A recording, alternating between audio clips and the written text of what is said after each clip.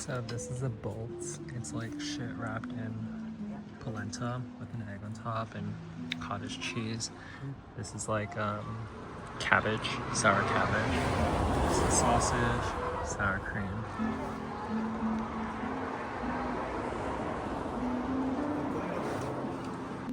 This fork is very interesting. It's like a handle.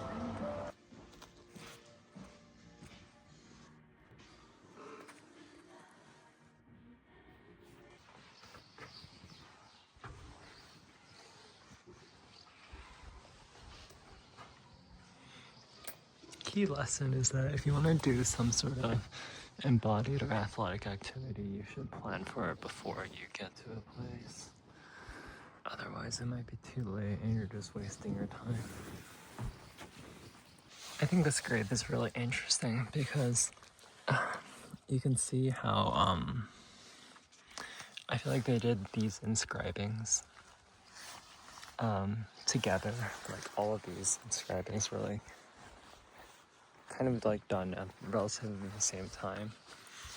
And then this is like the interesting part. Like you can obviously tell like this was done at a different point in this, but in particular like so this means birth. I'm guessing this means like death. And so the birth was predetermined. But the death is really interesting because you can tell that these were inscribed before everything else. So like they kind of assumed she was going to die in the 2000s, you know, like she wasn't going to live to 2100. And so they inscribed this first before they inscribed the exact date and year she died. And I think it's just kind of curious, you know. I don't really like the way it looks because it kind of like symbolizes like they knew she was going to be dead, which makes sense, but like the texturing looks different than like everything else, you know. Like I can't imagine what this would have looked like for so long, where for death there was nothing here or nothing here, but just like this, you know. It's like so ominous.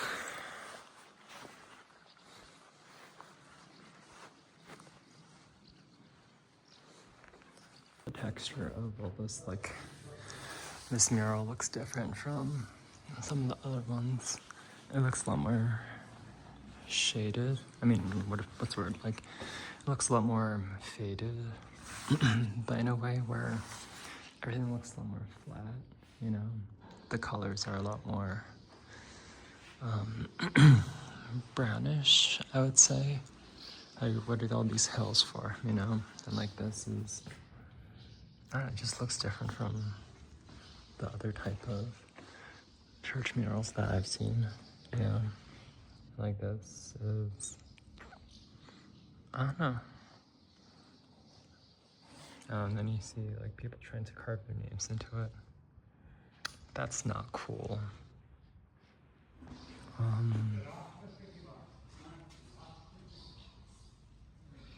Yeah, it looks very like caveman-y. I don't know how to put it. It looks different from all the other Gothic art that I've witnessed, I think.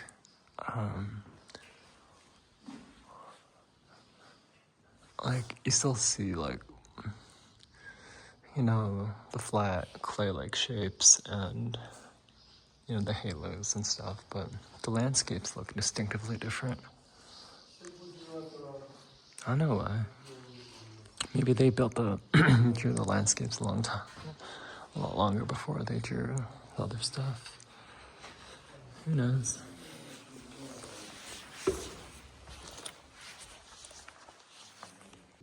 I also think it's really interesting, like kind of like when they decide to make the church dark inside versus like light inside. You know, like, cause this looks like a pretty bright church in general, but the inside was really dark. And what does that communicate, you know? I feel like when things are very light, it's like, it's about trying to communicate space, you know, like, oh, look how much space there is inside.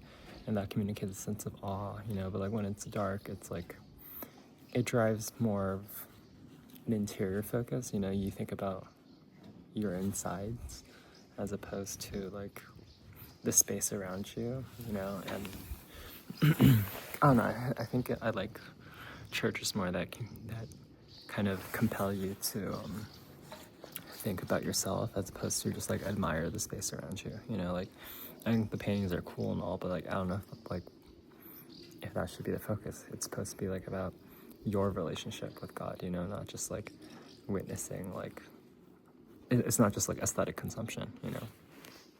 So we're gonna explore another cave today. God, I want to climb this so bad. This looks so fun.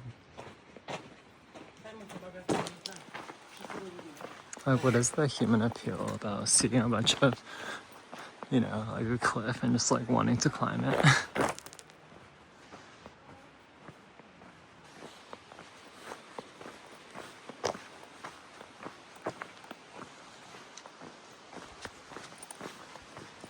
See, this is the cave that I'm going to go in today. It'll be fun. I just love how like a cave forms and you can just like walk in it. Like, how do caves form? This one's bigger than the one yesterday. There's also not a paved path, so you just gotta do your own thing, I guess. It's also like slightly harder to get to. There's no parking lot.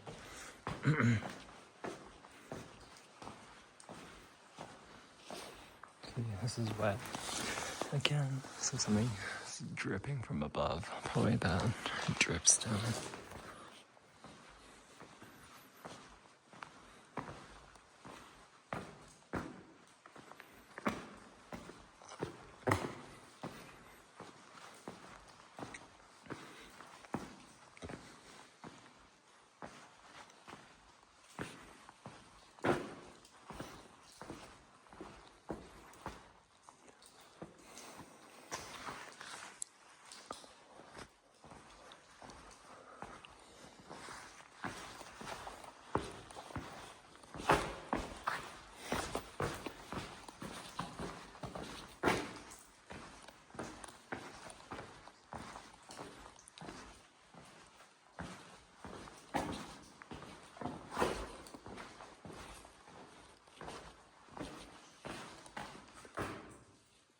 There's some interesting patterning on these rocks.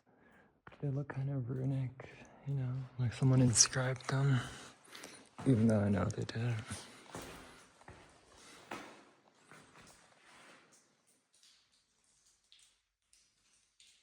Oh, they tell you exactly why.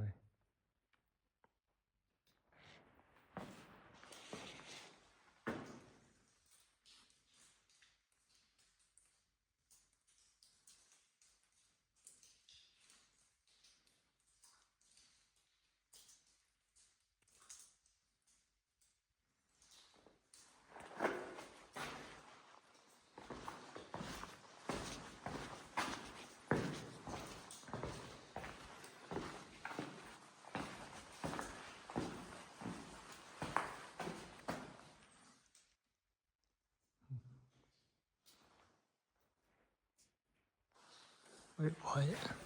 What are these aspects that they're referring to? Oh, like they give names to all these sort of rock formations. So this little leopard one, it's kind of scary. I don't like the dots.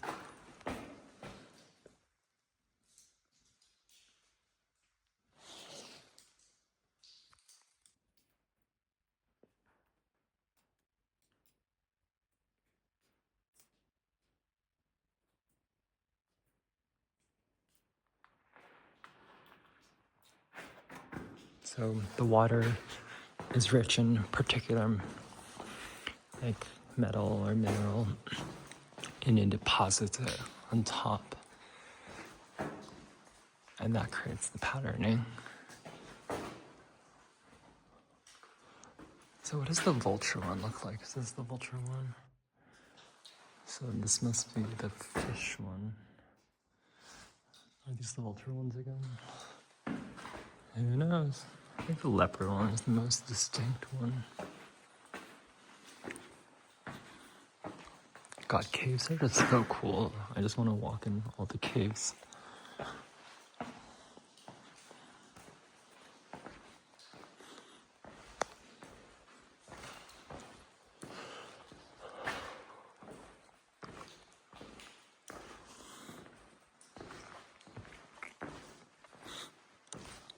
I do like how this one's more spacious.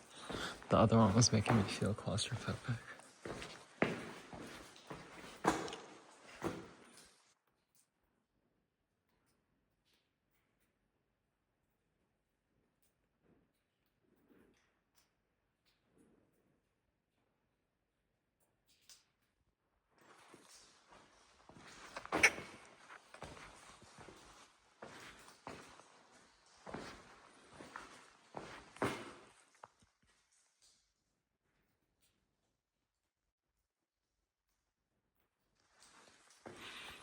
I'm not gonna bother taking any film photos because I know the like Kodak Gold can't pick anything up, especially since it's 200 ISO.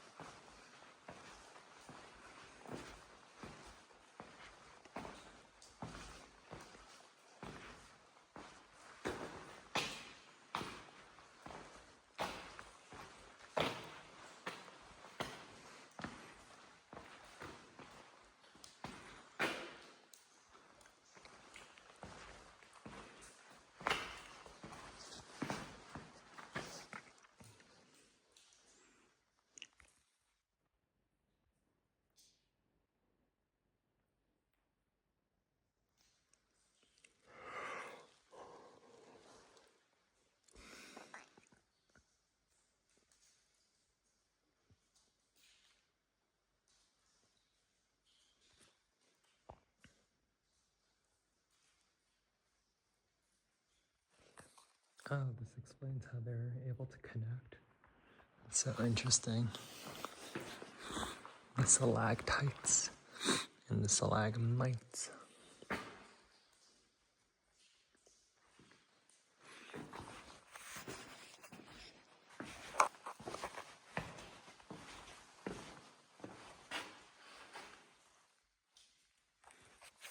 Like, I'm sure these are gonna grow into huge stalactites one day. But we're still so far in the beginning. How does like the drip stuff? Is this like lava or something? Like, I just think the dripping formation is really interesting. Although it kind of makes sense because all the water is like dripped everywhere.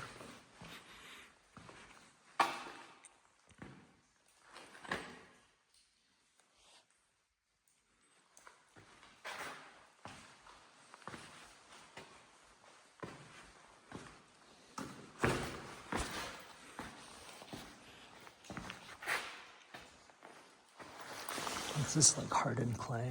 Jeez, I wonder how these holes formed.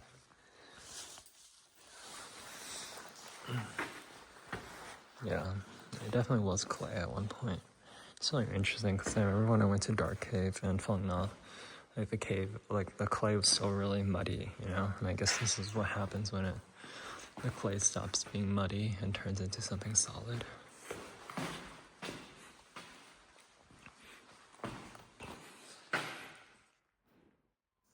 Is it called mushroom or is it an actual mushroom?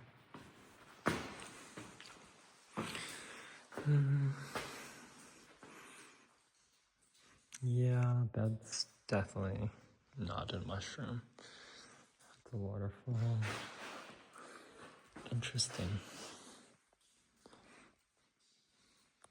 God, caves are so cool.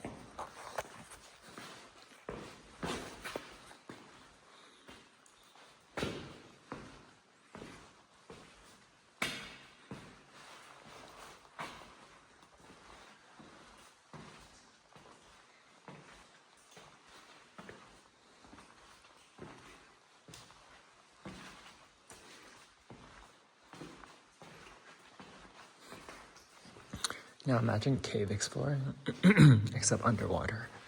And that's cave diving. Like, I would love to do this underwater, you know?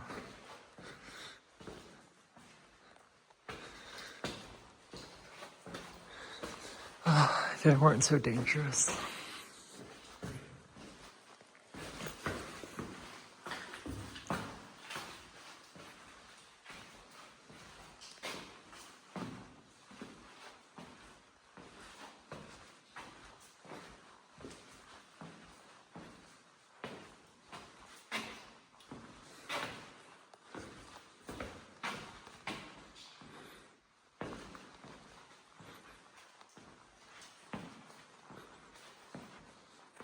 You know, I think the thing about scuba diving is that it really teaches you to trust yourself. You know, because like, it's one of those things where, I mean, if you just like stop breathing, like if you take your mouthpiece out, you can literally just die. You know, it takes like one mistake to kill you. But unless you choose to fuck up, like you're gonna be like absolutely fine, you know? Like your mouthpiece is gonna stay in your mouth until you remove it from your mouth. But the thought is like you could remove it from your mouth at any point, you know?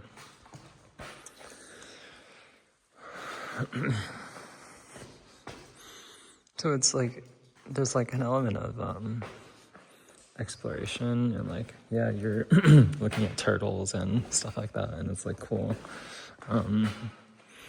But there's also an element of like control, you know? And then this is the caving. There's not much control with it, you know? Like I'm not climbing here, I'm just walking this predetermined path. Everything's lit up. And it's like, this is all exploration, but no control, you know? And,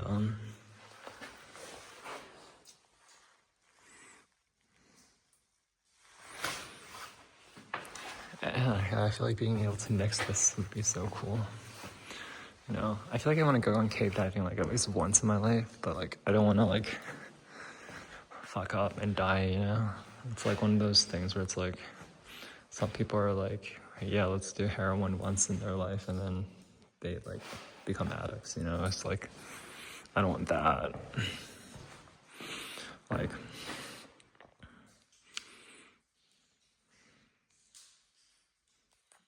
someone found refuge in the cave and they made it into a painting.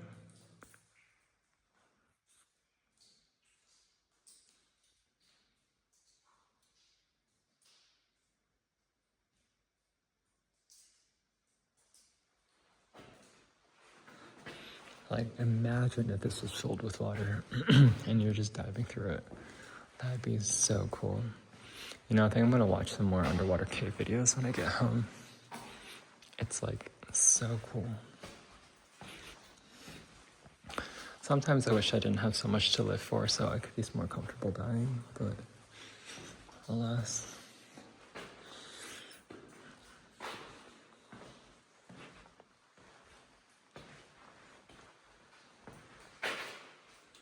Like, I think being on the edge of death is just like something that makes you feel so alive. You know, I don't know why it's like that, but it is, you know.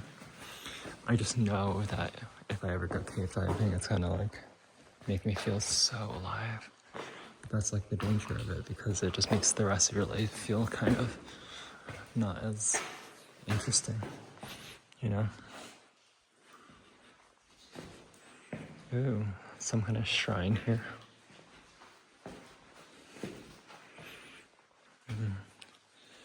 A lot of pictures of Jesus. Coins. One candle. So someone's here recently.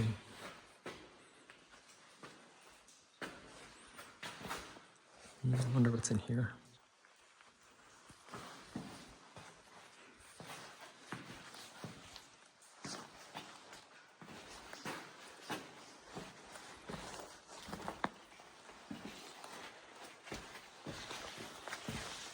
See, there's a cave system in there you can explore. You know, I can totally see why people just love exploring these like crevices, you know. even though you don't know where it's gonna lead to, to, and it might kill you. But it just seems so interesting.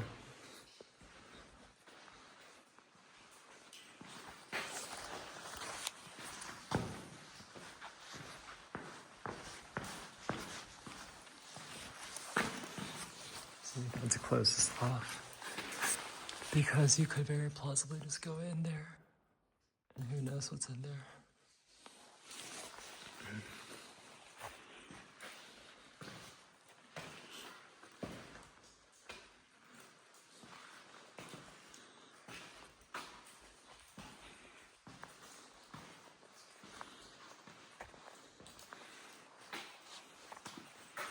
Yeah, sometimes though, like, you gotta take all of your experiences one at a time, you know? Things that you should do, or things that, look, you can see my breath.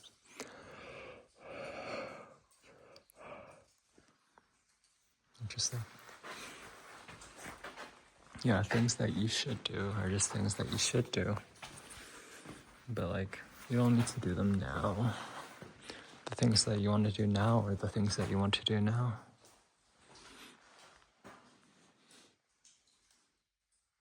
Ooh, a portal. Fascinating.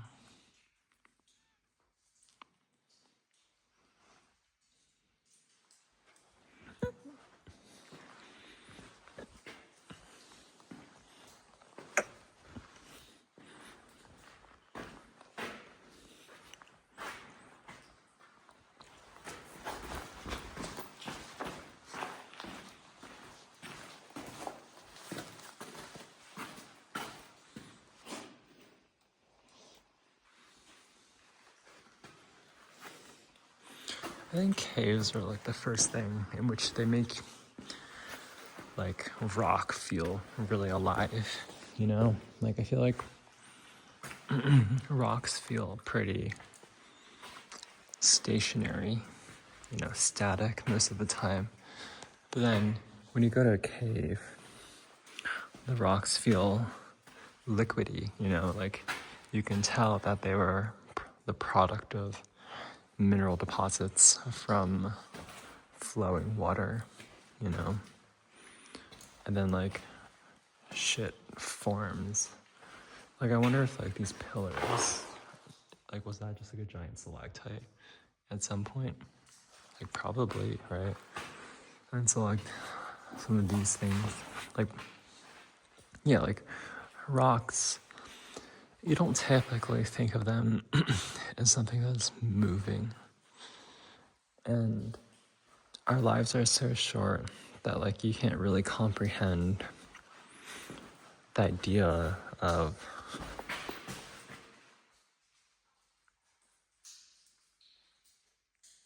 a rock moving. But like you hear all this dripping sound, and you're reminded that the rocks are moving and water is their medium.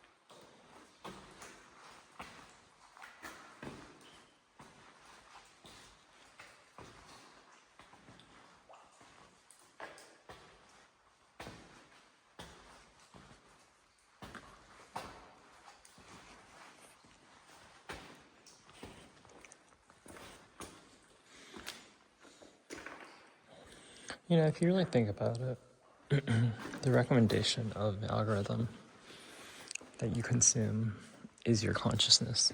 It does reflect what you're thinking of. Whether it's on YouTube or TikTok or Facebook or Instagram, like what you consume this morning is what you're thinking about for the rest of the day. You know? Ooh, what's this?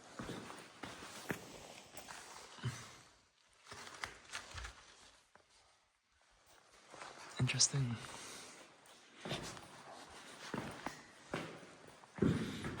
Like, I was recommended a video about Dead Fantasy, which was this like 7-part animated series by this guy named Monty that came out like 10 years ago. Probably longer now, 15 years ago maybe. And it's just like a bunch of characters from Final Fantasy and like Dead or Alive, like fighting, basically. It's like fan art, basically. And that's what I'm reminded of right now. And the only reason I'm reminded of this morning is that it just popped up on my YouTube this morning. And I didn't control that. It just popped up. And because it popped up, I watched it because it's, you know, really cool. And then, and now I'm thinking about it. This is fairly innocuous, right? It's just like some fan animation of a bunch of like video game characters fighting, but I feel like it could be more insidious than that, you know? If you get content recommended it to you, that's just like what you think about for the day. And so recommendation engines are effectively just the things that you think about. And even though we have agency, we can't really control that well what the recommendation engine spits out. But because its job is to capture your attention, and it does it fairly well, that's just what you think about, you know? So if you want to control your attention, you want to control your consciousness, you have to, one, be very cognizant of what your recommendation algorithms are feeding you, how it affects your day-to-day thoughts for the rest of the day. But then also,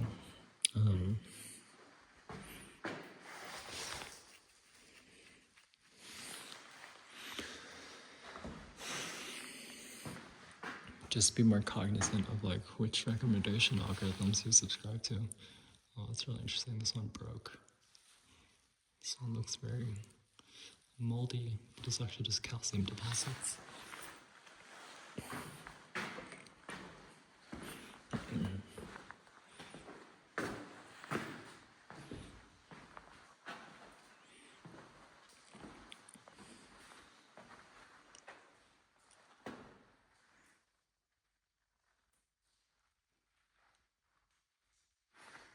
Some more writing here.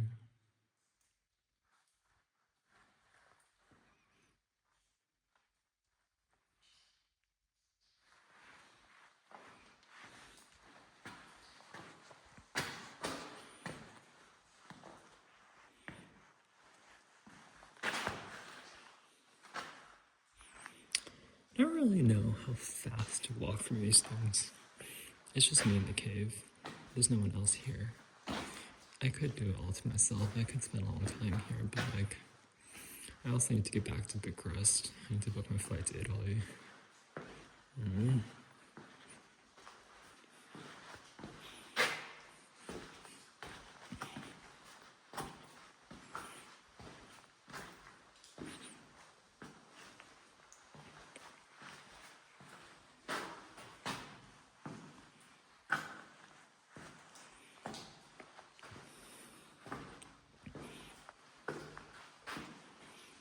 don't know how long this cave goes. I don't know how far along I am.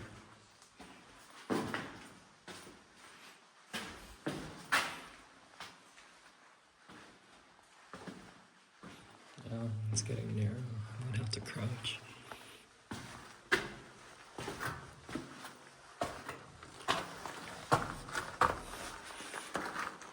Is this the right way? Holy shit.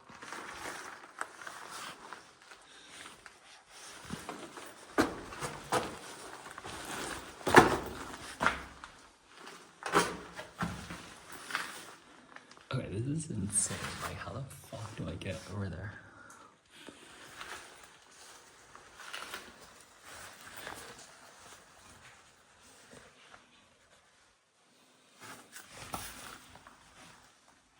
Oh, my hair is getting caught in the ceiling.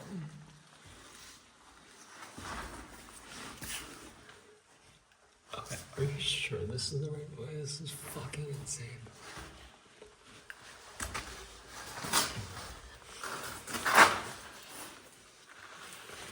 Like, if I didn't have a flashlight, how would I even do this?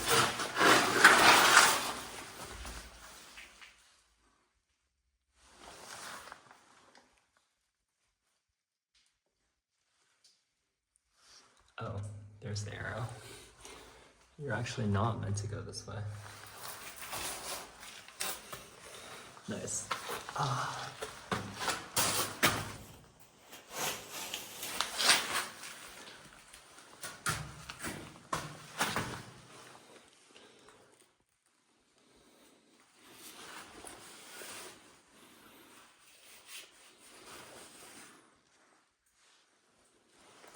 I'm curious, like, what is over there?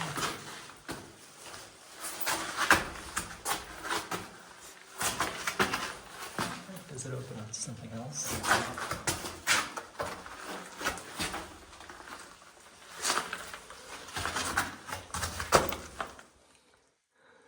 No, I think this is just it.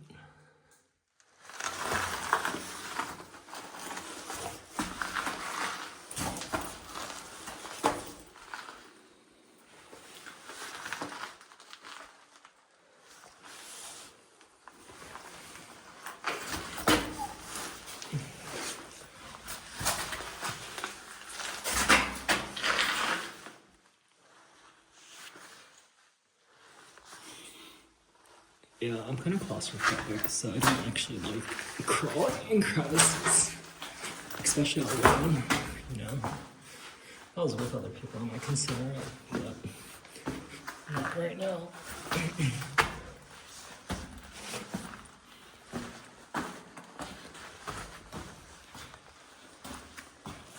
Okay.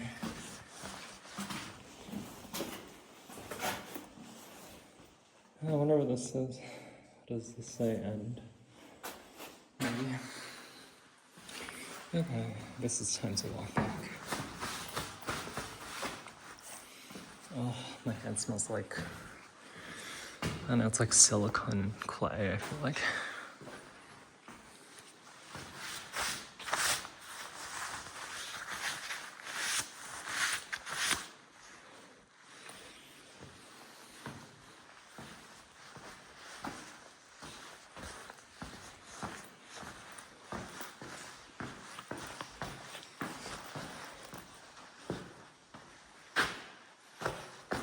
That's not anticlimactic. I wanted to walk in a loop, you know. I didn't just want to walk forwards and then backwards. It's so lame.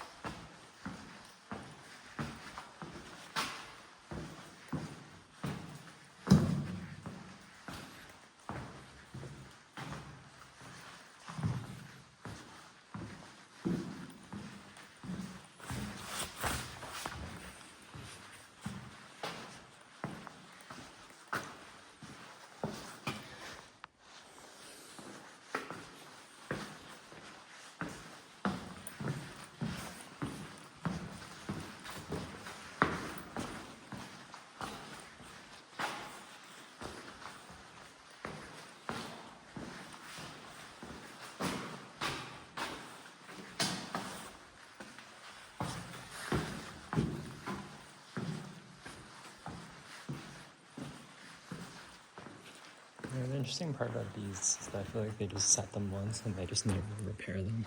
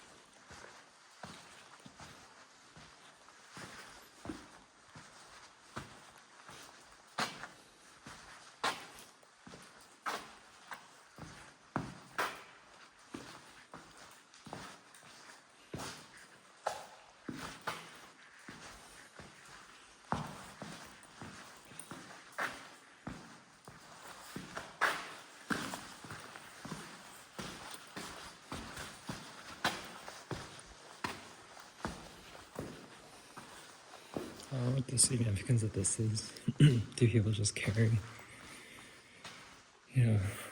pictures of saints to just drop them here? This is like a pilgrimage site. Who knows?